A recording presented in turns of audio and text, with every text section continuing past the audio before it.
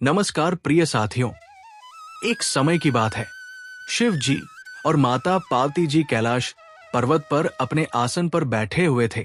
तब भगवान शिव जी ने देखा कि माता पार्वती जी किसी गहन सोच में हैं। माता पार्वती जी को गहन सोच में देखकर भगवान शिव जी मुस्कुराते हुए बोले हैं, देवी, ऐसा प्रतीत होता है कि आज आप किसी गहन विचार में डूबी हुई है।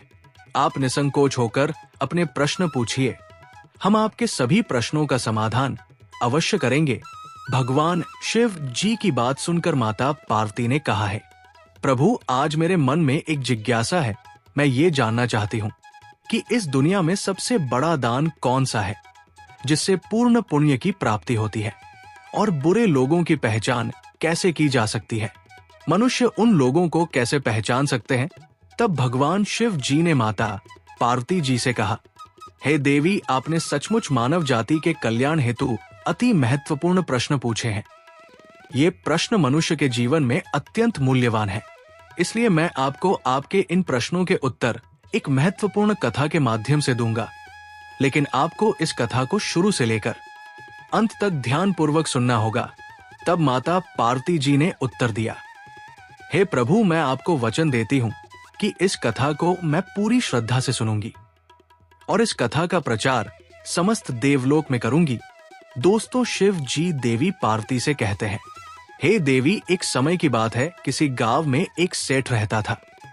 वो सेठ बहुत ही बलशाली वीर और अत्यंत ही बुद्धिमान था। इसके साथ ही वो धर्मपरायण और दयालु भी था। उस सेठ की सेठानी भी संस्कारी और अत्यंत धार्मिक स्वभाव की थी। दोनों पति पत्नी भगवान शिव के परम भक्त थे। वे दोनों प्रतिदिन शिवजी के मंदिर में जाकर उनकी पूजा अर्चना किया करते थे। ये उनका प्रतिदिन का नियम था। वो सेठ अपने गांव को धर्म पूर्वक चला रहा था। उसके गांव में कोई भी व्यक्ति दुखी नहीं रहता था, बल्कि सारी जनता सुख और वैभव से संपन्न रहती थी। इसलिए पूरे गांव में हर तरफ खुशियां बिखरी रहती थी। वहां के जानवर भी एक दूसरे को कोई हानि नहीं पहुंचाते थे। यहां तक कि एक ही नदी में शेर और बकरी शांतिपूर्वक पानी पीते थे। ऐसे ही दिन बीत रहे थे। सेठ की उम्र ढलती जा रही थी और उनके विवाह को भी कई वर्ष बीत चुके थे। लेकिन उस सेठ को कोई संतान नहीं थी। हालांकि सेठ इस बात को लेकर अधिक चिंता नहीं करते थे। वो निश्चिंत होकर अपनी जनता के सुख दुख का ध्यान रखते और जनता भी उसे अत्यधिक प्रेम और सम्मान देती थी। एक दिन की बात है, वो सेठ हर रोज की तरह अपनी पत्नी के साथ भगवान शिव जी के मंदिर की ओर जा रहे थे। तभी अचानक उसने देखा कि सामने वाले घर में एक महिला झाड़ू लगा रही है। सेठ और सेठानी जब उस महिला के घर के पास से गुजरे तो वो महिला उन्हें देखते ही अपना चेहरा फेर कर तेजी से घर के अंदर चली गई। उस महिला का ऐसा व्यवहार देखकर सेठ और सेठानी को बिल्कुल भी अच्छा नहीं लगा। सेठ उस समय अपनी सेठानी के साथ भगवान शिव की पूजा करने के लिए मंदिर जा रहा था। इसलिए उसने उस महिला से कुछ नहीं कहा और सीधे मंदिर पहुंचकर भगवान शिव जी की पूजा अर्चना की पूजा के बाद सेठ अपनी सेठानी के साथ वापस घर लौट आया। लेकिन घर पहुंचने के बाद सेठ ने अपने एक नौकर को बुलाया और उसे आदेश दिया कि तुम जाओ और गांव के बाहरी क्षेत्र में रहने वाली उस महिला को अपने साथ घर ले आओ। ध्यान रखना, तुम उसे कुछ भी मत बताना कि क्यों बुलाया गया है। बस उसे तुम हमारे पास ले आओ। भगवान शिव जी कथा सुनाते हुए आगे कहते हैं, हे देवी, सेठ का आदेश पाते ही वो नौकर तुरंत ही उस महिला के घर पहुंचता है। उस समय महिला का पति भी घर पर नहीं था। फिर वो नौकर उस महिला के घर के दरवाजे को खटखटाने लगता है और कुछ देर बाद वो महिला अपने घर का दरवाजा खोलती है। सामने सेठ का नौकर खड़ा देखकर वो महिला हैरान होती है और पूछती है, क्या हुआ, आप मेरे घर पर क्यों आए हैं? उस महिला की बात सुनकर सेठ का वो नौकर उससे कहता है, चलो मेरे साथ, सेठ ने तुम्हें बुलाया है, उन्हें आपसे कुछ बात पूछनी है। ये सुनकर वो महिला अपने मन में सोचती है, आखिर सेठ का आदेश क्या है? इसे ठुकराया तो नहीं जा सकता, मुझे जाना ही होगा। उसके बाद वो नौकर उस महिला को अपने साथ लेकर घर पहुंच गया। घर में पहुंचकर वो महिला सेठ को प्रणाम करती है और कहती है, हे सेठ, आपने मुझे अचानक यहाँ क्यों बुलाया है? क्या मुझसे कोई गलती हो गई है? उस महिला की बात सुनकर सेठ कहता है, तुम मुझे एक बार बताओ, आज सुबह जब मैं और मेरी पत्नी भगवान शिव जी के मंदिर जा रहे थे तो तुमने मुझे देखकर अपना मुंह फेर लिया और मुझे आते हुए देखकर तुम दौड़ते हुए अपने घर में चली गई। तुमने मुझे देखकर ऐसा दुर्व्यवहार क्यों किया? तब वो महिला सेठ से कहती है, हे सेठ, आप भले ही मुझे मृत्युदंड दे दे तो भी मुझे कोई ऐतराज नहीं, परंतु मैं सच ही कहूंगी, आपके घर में बड़े बड़े विद्वान हैं, साधु हैं। अगर मैं गलत बात बोलूं तो आप उनसे पूछ सकते हैं कि हमारे गांव में ये मान्यता है कि जो सुबह सुबह आपका चेहरा देख लेता है तो उस व्यक्ति का पूरा दिन खराब हो जाता है, क्योंकि आप संतानहीन हैं। अभी तक आपको संतान की प्राप्ति नहीं हुई है। इसी कारण मैंने आपका मुंह देखकर अपना मुंह फेर लिया था और अपने घर के अंदर चली गई थी। उस महिला की ऐसी बात सुनकर सेठ आश्चर्य में पड़ जाता है। वो अपने मन में सोचता है कि ये महिला तो बिल्कुल सत्य कह रही है। यदि किसी गांव के सेठ को संतान नहीं हो तो ये उसकी जनता के लिए बिल्कुल भी शुभ नहीं माना जाता। उसके बाद सेठ उस महिला को वापस अपने घर जाने की अनुमति देता है। फिर सेठ अपने मन में ये विचार करने लगता है कि अब मुझे भगवान शिव जी के मंदिर में जाकर संतान प्राप्ति के लिए यज्ञ करना चाहिए। ऐसा सोचकर वो सेठ अपने कक्ष में लौटकर सेठानी से कहता है, प्रिय, हमारे गांव के लोग हमारे चेहरे को देखना भी पसंद नहीं करते हैं, क्योंकि हमारे पास अभी तक कोई संतान नहीं है। इसलिए हमें भगवान शिव जी के मंदिर में जाकर संतान प्राप्ति का यज्ञ करना चाहिए। हम भगवान शिव के मंदिर में चलते हैं और भगवान शिव से प्रार्थना करते हैं कि वे हमें पुत्र प्रदान करें। सेठ की बात सुनकर सेठानी भी उसकी बात मान लेती है। फिर सेठ और सेठानी दोनों भगवान शिव जी के मंदिर पहुंचते हैं और भगवान शिव जी की पूजा करके संतान प्राप्ति के लिए यज्ञ का आयोजन करते हैं। भगवान शिव जी कथा सुनाते हुए आगे कहते हैं, हे देवी, पुत्र प्राप्ति के लिए सेठ और सेठानी ने यज्ञ का आयोजन किया, लेकिन यज्ञ संपन्न होने के बाद भी उन्हें संतान की प्राप्ति नहीं हुई। यज्ञ के निष्फल होने से सेठ अत्यंत निराश हो गया। यज्ञ का आयोजन करने वाले पंडित जी भी सोच में पड़ गए। पंडित जी ने मन ही मन सोचा, अब तक जितने भी यज्ञ मैंने किए हैं उनमें से कोई भी यज्ञ आज तक विफल नहीं हुआ है। इसका अर्थ यह है कि शायद इस सेठ के भाग्य में ही खोट है और ऐसा प्रतीत होता है कि ईश्वर ने इस सेठ के भाग्य में संतान का योग नहीं लिखा है। इसलिए संतान प्राप्ति का यज्ञ करने के बाद भी उसे संतान की प्राप्ति नहीं हुई। सेठ हर संभव प्रयास करके थक चुका था और अब वो गहरे निराशा में डूबा रहता था। वो दिन रात संतान की कमी के बारे में सोचता और चिंता में खोया रहता था। एक दिन सिंहासन पर बैठे बैठे सेठ को अचानक एक बात याद आती है कि दूसरे गांव के वन में एक साधु जी निवास करते हैं, जिनकी ख्याति दूर दूर तक फैली है। सेठ के मन में विचार आता है कि शायद उन साधु के पास मेरे इस कष्ट का कोई समाधान हो। अगर मैं उनके पास जाऊं तो संभवतः वे मुझे पुत्र प्राप्ति का कोई उपाय बता सके। मुझे उनके पास जाना चाहिए। अपने मन में ये निर्णय लेकर सेठ तुरंत अपनी सेठानी के पास जाता है और उससे कहता है, हे प्रिय, दूसरे गांव के वन में एक महान तपस्वी और ज्ञानी साधु जी रहते हैं। मुझे लगता है कि हमें उनके पास जाना चाहिए। हो सकता है कि वे हमें पुत्र प्राप्ति का कोई मार्ग सुझा दे। फिर सेठानी भी सेठ की इस बात से सहमत हो गई। सेठानी ने कहा है, स्वामी, आपकी बात बिल्कुल सही है, हमें साधु जी से अवश्य मिलना चाहिए। सेठानी की सहमति पाकर सेठ और सेठानी दोनों ने एक रथ में बैठकर साधु जी के दर्शन के लिए दूसरे वन की ओर प्रस्थान किया। कुछ समय के बाद वे दोनों वन में पहुंच गए। रथ से उतरकर सेठ और सेठानी दोनों जंगल के भीतर जाने लगे। ऊंचे नीचे रास्तों से गुजरते हुए वे साधु के आश्रम की ओर बढ़ने लगे। भगवान शिव जी कथा सुनाते हुए आगे कहते हैं, हे देवी, फिर सेठ और सेठानी वन के भीतर साधु जी की आश्रम के पास पहुंच जाते हैं। वहां वे देखते हैं कि साधु जी एक विशाल पेड़ के नीचे ध्यान मग्न होकर साधना में लीन है। ये दृश्य देखकर सेठ और सेठानी कुछ देर तक खामोशी से खड़े रह जाते हैं ताकि साधु जी की साधना में कोई विघ्न ना आए। दोनों हाथ जोड़कर विनम्रता पूर्वक साधु जी के सामने खड़े रहते हैं। कुछ समय बाद साधु जी अपनी साधना से बाहर आते हैं और अपनी आंखें खोलते हैं। तब वे देखते हैं कि सेठ और सेठानी उनके सामने अपने दोनों हाथों को जोड़कर खड़े हुए हैं।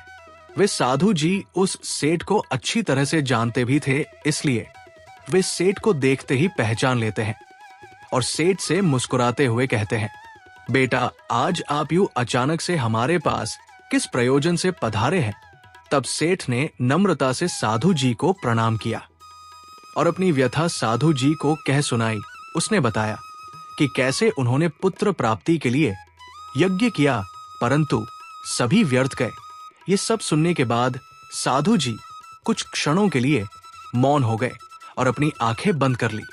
वे ध्यानत होकर सेठ के जीवन की घटनाओं का आंतरिक दृष्टि से अवलोकन करने लगे। कुछ समय बाद साधु जी ने अपनी आंखें खोली और गंभीर स्वर में बोले, बेटा, मैंने आपके जीवन का एक ऐसा सत्य देखा है जिसे सुनकर आपको कष्ट हो सकता है। आपके पिछले जन्म में किए गए एक पाप का फल इस जन्म में आपके भारी पड़ा है।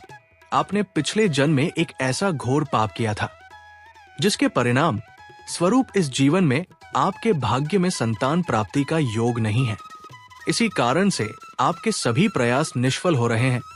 भगवान शिव जी कथा सुनाते हुए आगे कहते हैं, हे देवी, साधु जी की बातें सुनकर सेठ उनके चरणों में गिर पड़ा और विनती करते हुए बोला है, साधुवर, कृपा करके आप ऐसा मत कहिए, आप ही हमारे दुख को हरने का कोई उपाय सुझाए। सेठ की ये व्याकुलता देखकर साधु जी ने उसे सहारा देकर अपने चरणों से उठाया और बोले, बेटा, इतनी अधीरता आपको बिल्कुल भी शोभा नहीं देती। मैं अभी आपको आपके इस कष्ट का निवारण करने का उपाय बताता हूं, जिसे करने के बाद आपको अवश्य ही पुत्र की प्राप्ति होगी। इतना कहकर वे साधु जी अपनी आश्रम के भीतर जाते हैं और थोड़ी देर के बाद हाथ में एक कटोरी में चावल लेकर बाहर आ जाते हैं। उन्होंने वो खीर सेठ को देते हुए कहा, बेटा, घर पहुंचकर आप और सेठानी साहिबा दोनों ही स्नानादि के बाद इन चावल को प्रसाद के रूप में ग्रहण करें। ऐसा करने से आपको निश्चित ही पुत्र की प्राप्ति होगी। परंतु पुत्र, आप मेरी एक बात याद रखना, इस पुत्र की आयु मात्र 25 वर्ष की ही होगी। जिस दिन आपके पुत्र की आयु 25 वर्ष की होगी, उसी दिन उसकी मृत्यु हो जाएगी। साधु जी की इस बात को सुन सेठ गहरी सोच में डूब गया। वो अपने मन में सोचने लगा, चलो 25 वर्ष के लिए ही सही, परंतु इस संतानहीनता का कलंक तो मिट जाएगा, हमें संतान का सुख तो मिलेगा। सेठ ने मन ही मन इस बात को स्वीकार कर लिया और साधु जी से निवेदन किया है, साधुवर, आपका आशीर्वाद और मार्गदर्शन स्वीकार है, कृपा करके हमें ये अवसर दे। साधु जी ने मुस्कुराते हुए सेठ को आशीर्वाद दिया। सेठ और सेठानी ने साधु जी को प्रणाम किया, उनकी चरण वंदना की और विनम्रता पूर्वक आभार व्यक्त किया।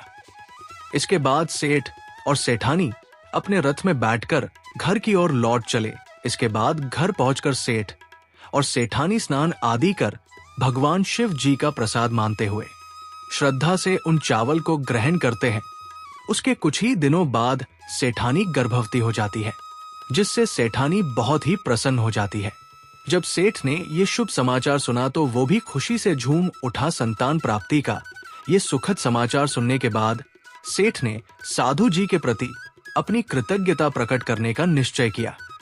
सेठ अपने रथ में ढेर सारे फल, फूल, वस्त्र और अन्य भेंट सामग्रियां रखकर जंगल में साधु जी के आश्रम की ओर चल पड़ा। आश्रम के निकट पहुंचकर सेठ ने अपने रथ को रोक दिया और विनम्र भाव से नीचे उतरकर साधु जी के पास पहुंचा। साधु जी ध्यान मग्न बैठे थे।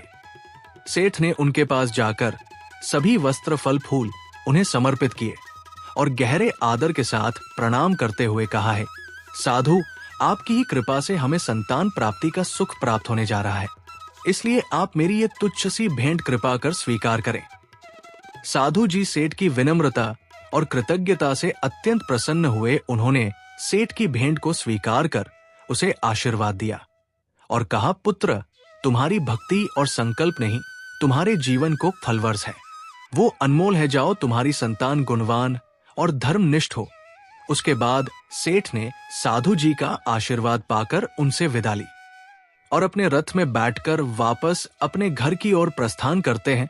घर लौटकर सेठ बहुत ही खुशियां मनाता है।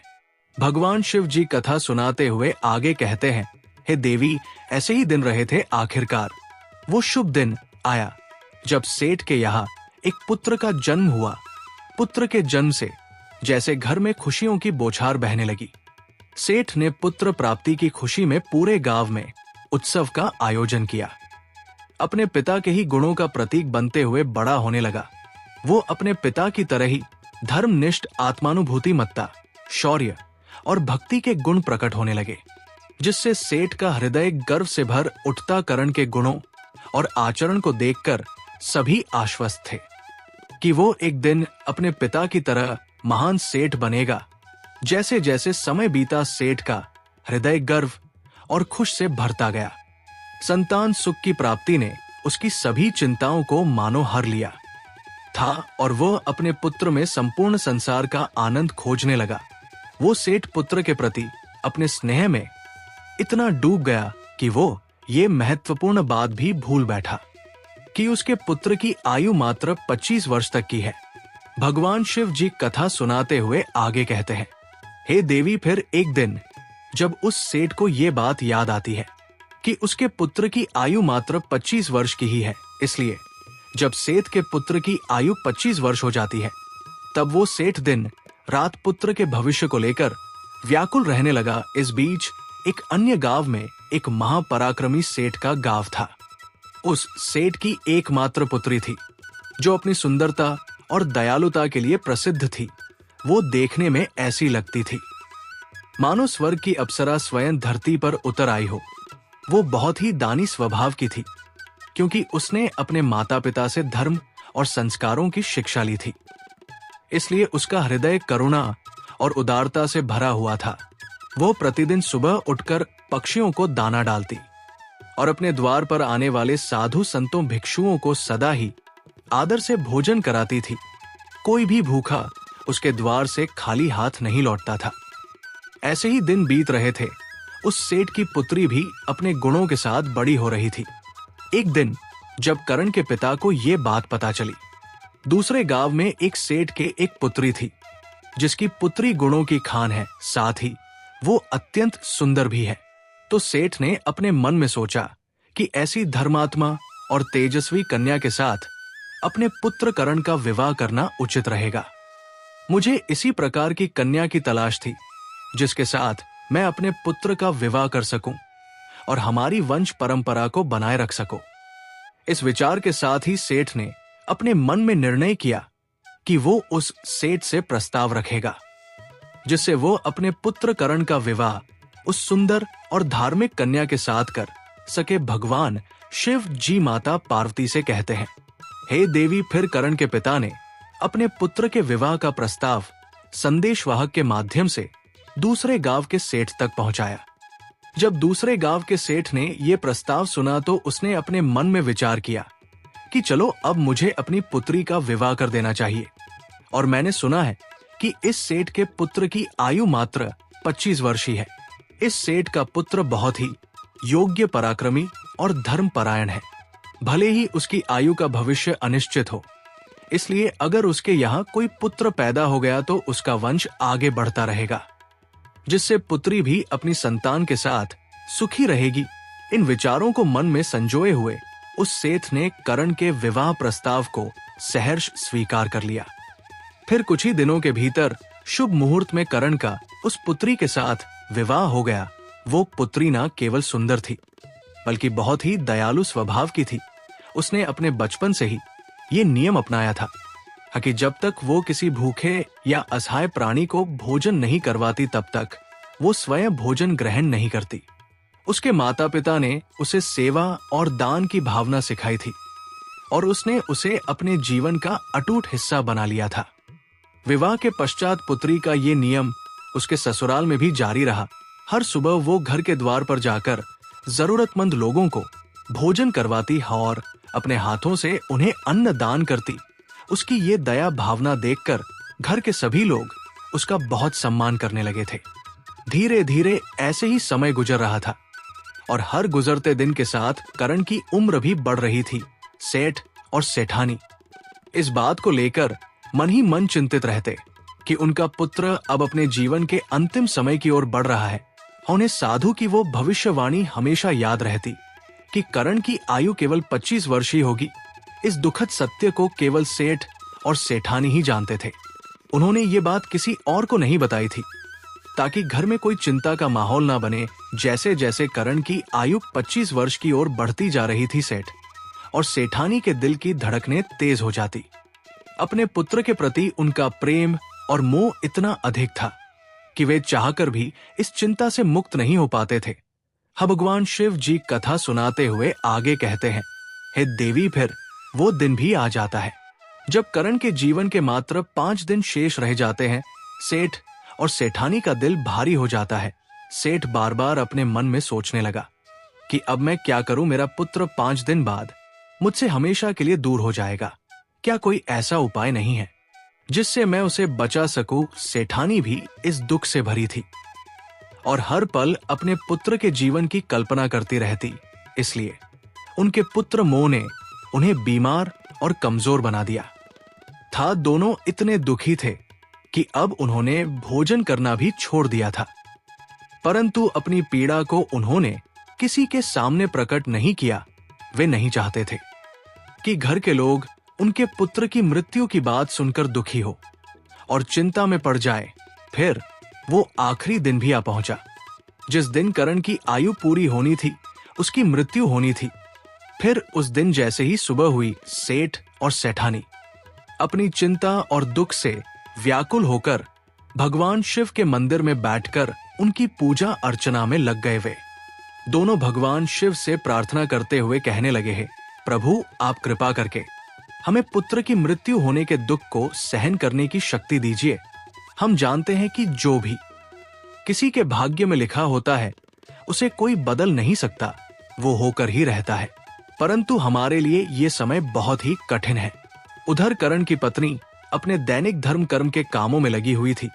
हर दिन की तरह वो भूखे गरीबों और निर्धनों को भोजन करा रही थी, पक्षियों को दाना डल रही थी और जरूरतमंदों की सहायता में लगी थी। उसे अपने पति की आयु के बारे में कुछ भी पता नहीं था, इसलिए वो निश्चिंत होकर अपने कार्यों में मग्न थी। इसी बीच यमलोक में धर्मराज जी ने देखा कि आज करण की मृत्यु का दिन है, तो उन्होंने तुरंत ही अपने 2 प्रमुख दूतों को बुलाया और उन्हें आदेश दिया, जाओ और अब से कुछ समय बाद करण के प्राण उसके शरीर से निकालकर अपने साथ यमलोक ले आओ, परंतु ध्यान रहे कि उसकी मृत्यु एक विशेष कारण से होनी है। उसकी मृत्यु एक शेर द्वारा उसे पीछे से ठोकर मारने से ही होगी। जब वो शेर करण को पीछे से ठोकर मारेगा तभी उसके प्राण हमारे पास आ सकेंगे। इसके लिए तुम दोनों एक शेर के पास जाकर उसे करण की मृत्यु के लिए प्रेरित करो। धर्मराज के आदेशानुसार वे दोनों दूत यमलोक से धरती पर जाने के लिए तत्पर हो गए। भगवान शिव जी माता पार्वती से कहते हैं, हे देवी, वे दोनों यमदूत करण के प्राण लेने के लिए आकाश मार्ग से होते हुए पृथ्वी लोक पहुंच जाते हैं। दूसरी ओर धर्मराज की माया के प्रभाव से एक शेर ने अपने मन में सोचा कि आज मुझे राजघर के सुंदर बगीचे में प्रवेश करना चाहिए और वहां घूमना चाहिए। मुझे देखना चाहिए कि राजघर का बगीचा कैसा है। फिर बिना किसी रुकावट के वो शेर धीरे धीरे चलते हुए घर के बगीचे में जा पहुंचा। संयोग से ये वही बगीचा था जहां करण प्रतिदिन टहलने के लिए आते थे। धर्मराज की माया से प्रेरित वो शेर जैसे ही बगीचे में प्रवेश करता है तो वहां जाकर वो घास चरने और इधर-उधर घूमने लगता है। उसी समय धर्मराज जी के 2 दूत राजघर के बगीचे के द्वार के पास खड़े हो गए। वे दोनों बगीचे के भीतर की गतिविधियों पर नजर बनाए रखते हैं। कुछ समय बाद करण उस बगीचे में टहलने के लिए आता है। करण को शेर के वहां होने का एहसास नहीं था और वो अपने विचारों में खोए हुए बगीचे में टहलने लगता है। तब वे दोनों यमदूत अपने मन में सोचते हैं, अब बस थोड़ी ही देर में करण की आयु समाप्त होने का समय निकट आ जाएगा। हमें इंतजार है उस पल का जब ये शेर करण को ठोकर मारेगा। तब हम उसके प्राण लेकर यमलोक लौट जाएंगे। जब वे दोनों दूत ये विचार कर रहे थे कि तभी क्या होता है कि एक दूसरे शहर में एक निर्धन आदमी रहता था। उस आदमी की एक पुत्री थी जिसका समय रहते उसने विवाह कर दिया था, लेकिन दुर्भाग्य से उसकी बेटी का पति एक दुष्ट प्रवृत्ति का व्यक्ति था जो बहुत ही मदिरापान करता था, जुआ खेलता था और उसे घर से निकालना चाहता था। उसकी इस आदत के कारण गरीब आदमी की बेटी बहुत ही दुखी और पीड़ित रहने लगी थी। लेकिन वो गरीब आदमी की बेटी एक दिन वो गर्भवती हो जाती है। इसलिए एक दिन उसने अपने पति की मारपीट से तंग आकर उसे छोड़कर वो अपने पिता के घर अपने मायके में आ जाती है। उसका पिता अब बहुत ही बूढ़ा हो चुका था और अब उसकी कमाई का कोई ठोस साधन नहीं था, जिसके कारण उसे प्रतिदिन गांव के विभिन्न घरों में जाकर भिक्षा मांगनी पड़ती थी ताकि वह किसी प्रकार अपने और अपने परिवार का पेट भर सके। भगवान शिव जी कथा सुनाते हुए आगे कहते हैं, हे देवी, जब उसकी बेटी का गर्भकाल पूरा हुआ तो उसने एक सुंदर पुत्री को जन्म दिया। लेकिन जन्म देने के बाद उसे बहुत तेज भूख लगने लगी। उसे भोजन की आवश्यकता थी। प्रसव के बाद भूख कई गुना बढ़ जाती है, इसलिए वो अपने पिता से भोजन मांगने लगी। दुर्भाग्यवश उसके पिता सुबह से ही भिक्षा के लिए गांव गांव गए हुए थे, परंतु रोज रोज भिक्षा मांगने के कारण उस दिन किसी ने उसे भिक्षा नहीं दी थी। भगवान शिव जी कथा सुनाते हुए आगे कहते हैं, हे देवी, गरीबी किसी भी मनुष्य के लिए एक सबसे बड़ा अभिशाप है और ये उसके आत्मसम्मान और अस्तित्व के लिए अत्यंत पीड़ादायक होती है। उधर उस गरीब आदमी को किसी ने भी भोजन नहीं दिया, इसलिए वो खाली हाथ ही घर वापस लौट आता है। इधर उसकी पुत्री भूख से बहुत ही व्याकुल हो रही थी। जब वृद्ध आदमी निराश होकर खाली हाथ घर लौटा और उसकी बेटी ने उसे बिना भोजन के आते देखा तो वो दुखी होकर रोते हुए अपने पिता से बोली, पिताजी, अब मुझसे भूख सहन नहीं होती। पूरे 5 दिन बीत चुके हैं और मैंने भोजन का एक भी कण नहीं खाया है। अब तो ऐसा लगता है कि भूख के कारण मेरे प्राण ही निकल जाएंगे। लेकिन अगर आपको कुछ भिक्षा में मिला हो तो मुझे खाने को दे दीजिए, नहीं तो मेरे प्राण निकल जाएंगे। तब उसके पिता अपनी बेटी को सांत्वना देते हुए कहता है, पुत्री, मैं कुछ ही देर में लौटूंगा। मैं अब दूसरे गांव में जाऊंगा और वहां के सेठ के घर के द्वार पर जाकर भिक्षा मांगूंगा। अगर वहां से मुझे कुछ भी मिल जाता है तो तुरंत तुम्हारे लिए लेकर आऊंगा। अपनी बेटी से ये कहकर वो आदमी वहां से निकल पड़ा। इधर करण की पत्नी, जो कि रोजाना गरीबों को भोजन करवाती थी, उस दिन उस गांव के सेठ और सेठानी दोनों अत्यधिक बीमार पड़ गए थे, क्योंकि पुत्र मोह के कारण वे बहुत ही चिंतित थे और करण की पत्नी उनके कक्ष में थी। इसलिए आज उसने गरीबों को भोजन नहीं करावाया था, परंतु उसने अपने पति के लिए भोजन बनाया था और भोजन की थाल सजाकर रख दी थी कि जब उसका पति बगीचे से लौटेगा तो वो उसे भोजन कराएगी, क्योंकि उसका पति अपने माता पिता के पास बैठ बैठकर उनकी सेवा करके अपने बगीचे में घूमने के लिए गया हुआ था। भगवान शिव जी कथा सुनाते हुए आगे कहते हैं, हे देवी, इधर वो आदमी करण के घर पर पहुंच जाता है। जब करण की पत्नी ने उसे देखा तो उसके मन में उस गरीब आदमी के प्रति दया उमड़ आई। उसके बाद वो आदमी उस करण की पत्नी की तरफ देखकर विनम्रता से उससे कहता है, हे पुत्री, यदि मुझे इसमें से कुछ भोजन मिल जाए तो तुम्हारा बड़ा ही उपकार होगा। करण की पत्नी को उस आदमी की बात सुनकर उस पर बहुत दया आई। उसने सोचा, ये तो कोई गरीब आदमी है जो भूखा है और मुझसे कुछ भोजन मांग रहा है। ये सोचकर करण की पत्नी उसे भोजन देने के लिए तैयार हो गई।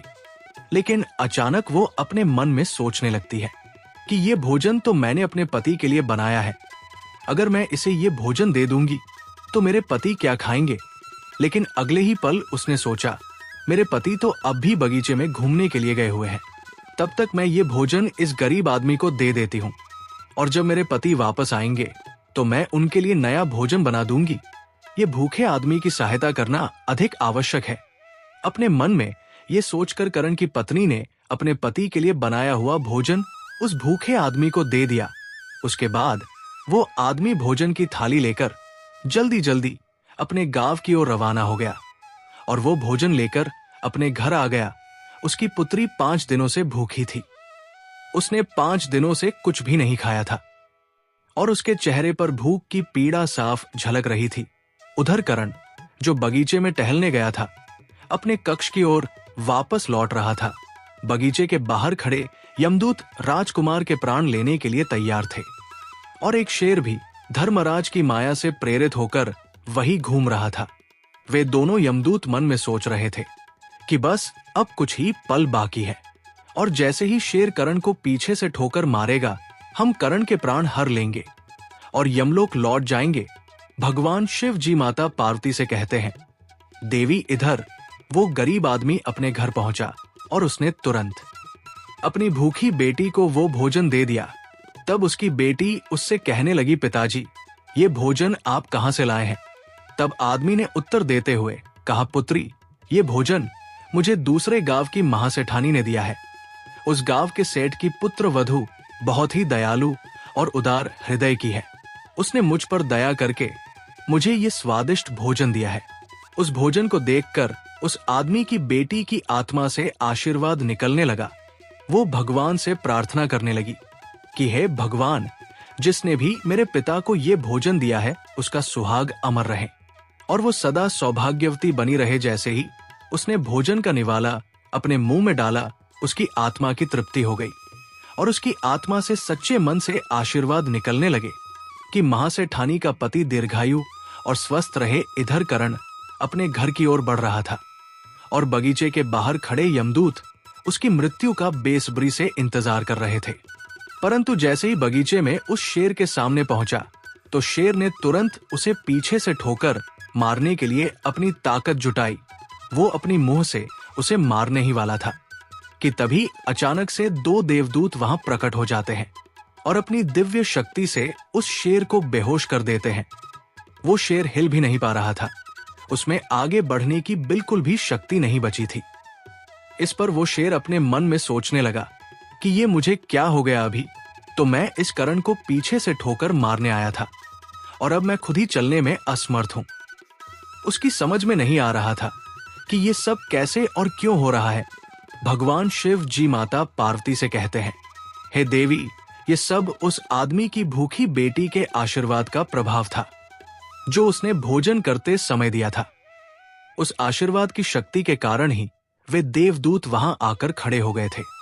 इसके बाद वे देवदूत यमराज के उन दूतों से कहते हैं, हे यमदूत, तुम इस करण के प्राण नहीं ले सकते। जिस प्रकार श्राप असर दिखा सकता है, उसी प्रकार आशीर्वाद भी फलित हो सकता है। अब करण और शेर के बीच वे 2 देवदूत आशीर्वाद रूपी दीवार बनकर खड़े थे और पुत्री का दान मृत्यु के समय को आगे नहीं बढ़ने दे रहा था। फिर वे यमदूत उन देवदूतों से कहते हैं, हे देवदूतों, तुम सभी यहां से लौट जाओ और हमें हमारा काम करने दो, क्योंकि हमारा उद्देश्य है इस करण के प्राण लेकर यमलोक लौट जाना। तब देवदूतों ने दृढ़ता से उत्तर दिया, नहीं यमदूतों, ऐसा कभी नहीं हो सकता। हमारे रहते ये असंभव है, क्योंकि हमें स्वयं भगवान शिव जी ने यहाँ भेजा है। दोनों पक्षों के बीच बहस छेड़ गई और फिर ये बहस धीरे धीरे एक लड़ाई में बदल गई। देव दूतों की अद्वितीय शक्ति के सामने यमदूत असहाय हो गए और हार मानकर वापस यमलोक लौट गए। यमलोक में पहुंचकर यमदूतों ने यमराज जी से कहा है, यमराज, हम उस करण के प्राण नहीं ले पाए। तब यमराज जी अपने उन दूतों से कहते हैं, ये कैसी विडंबना है, तुम लोग खाली हाथ क्यों वापस लौट आए? यमराज जी की बात सुनकर यमदूत यमराज जी से कहते हैं, हे महाराज, हम उस करण के प्राणों को लेने के लिए गए थे, लेकिन अचानक से पता नहीं 2 देवदूत हमारे सामने आकर खड़े हो गए और उन दोनों के सामने हमारी कोई भी शक्ति काम नहीं कर पाई। यमराज ये सुनकर सोच में पड़ गए और बोले, ऐसी कौन सी बड़ी शक्ति है जो उस करण की मृत्यु के मार्ग में बाधा बन रही है? फिर वे यमदूत यमराज से कहते हैं, हे यमराज, एक तो उसके दान की शक्ति और आशीर्वाद की शक्ति, जिसने देवदूतों को और भी शक्तिशाली बना दिया है। तब यमराज जी अपने दूतों से कहते हैं, लगता है ये कार्य तुमसे नहीं हो पाएगा। तुम लोग रहने दो, मुझे स्वयं पृथ्वी लोक पर जाकर उस करण के प्राण लेने होंगे। भगवान शिव जी कथा सुनाते हुए आगे कहते हैं, हे देवी, फिर अपने दूतों से इतना कहकर यमराज जी स्वयं पृथ्वी लोक पर पहुंच जाते हैं और उस सेत के घर के बगीचे में प्रकट हुए वहां उन देवदूतों से यमराज कहते हैं, हे देवदूतों, क्या तुम लोग नहीं जानते कि विधि का विधान अटल है। जब किसी की आयु पूरी हो जाती है तो उसे यमलोक जाना ही होता है और इस करण की भी आयु अब पूर्ण हो चुकी है, इसलिए मैं इसके प्राण लेने आया हूँ। तब देवदूतों ने यमराज से कहा है, प्रभु आप हमें बताइए कि ब्रह्मा जी और शिव जी तक को भी श्राप का प्रभाव सहना पड़ा था। यदि श्राप का मान रखा जा सकता है तो क्या आशीर्वाद का मान नहीं रखा जा सकता। इस करण को भूखे को भोजन देने का आशीर्वाद प्राप्त है। उन देवदूतों की बात सुनकर यमराज जी उन देवदूतों से कहते हैं, आप लोग सत्य कह रहे हैं, परंतु अब मुझे क्या करना होगा। तब वे देवदूत यमराज से कहते हैं, हे प्रभु, आप इस करण की आयु 100 वर्ष कर दीजिए, इसके बाद ही आप इस करण के प्राण लेने के लिए पधार सकते हैं।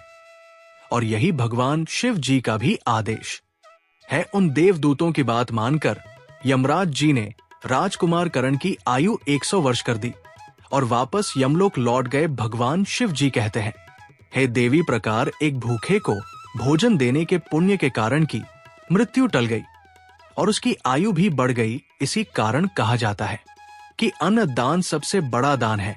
किसी भूखे को दिया गया अन्न अश्वमेध यज्ञ के फल के बराबर होता है। भगवान शिव जी माता पार्वती जी से कहते हैं, हे देवी, अब तो आपके सभी प्रश्नों के उत्तर आपको मिल गए होंगे। तब माता पार्वती जी भगवान शिव जी से कहती है, प्रभु, आज आपने मुझे अन्न ज्ञान प्रदान किया है और मेरे सभी प्रश्नों का समाधान भी कर दिया है, इसलिए मैं आपको विश्वास दिलाती हूँ कि मैं इस कथा का विस्तार समस्त संसार में अवश्य करूंगी। मित्रों, उम्मीद है हमारा आज का वीडियो जरूर पसंद आया होगा। ऐसे ही वीडियो पाने के लिए हमारे चैनल को सब्सक्राइब करें और हमारे वीडियो को लाइक करें, ज्यादा से ज्यादा शेयर करें। कमेंट सेक्शन में जय श्री कृष्णा जरूर लिखिए। धन्यवाद मित्रों।